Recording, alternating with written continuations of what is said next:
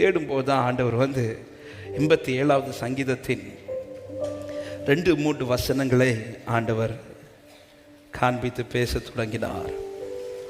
இந்த காலை நேரத்தில் இந்த சத்தத்தை கேட்கிற சில உள்ளங்களுக்காக இந்த வார்த்தை ஆவியானவர் பலிபீடத்திலிருந்து பேச விரும்புகிறார். அதனுடைய 2-3 வசனங்கள் இப்படி சொல்லப்பட்டு, கர்த்தர் யாக்கோபின் வாசஸ்தலங்கள் எல்லாவற்றை பார்க்கிலும் சியோனின் வாசல்களில் பிரியமாயிருக்கிறார் சொல்லிட்டு 3வது வசனம், தேவனுடைய நகரமே உன்னை குறித்து மகிமையான விசேஷங்கள் வசனிக்கப்படும். Glorious things are spoken of thee.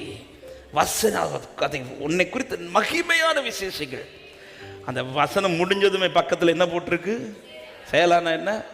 திரும்ப படிங்க. நான் தான் சீயோன் நம்புறவங்க என் கூட சத்தமா, தேவனுடைய நகரமே உன்னை குறித்து மகிமையான விசேஷங்கள் வசனிக்கப்படும்.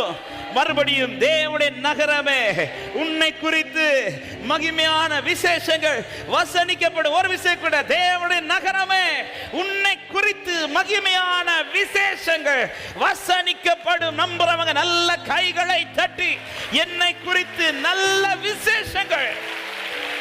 Glory. இன்னைக்கு என்ன பேசப்படுது அல்ல, இனி என்ன பேச போறாங்க. தேவனுடைய நகரமே, இந்த வார்த்தை சில உள்ளங்களுக்காக இந்த பகல் நேரத்தில் ஆண்டவர் தெளிவாய் பேச விரும்புகிறார். உன்னை குறித்த நல்ல விசேஷங்களை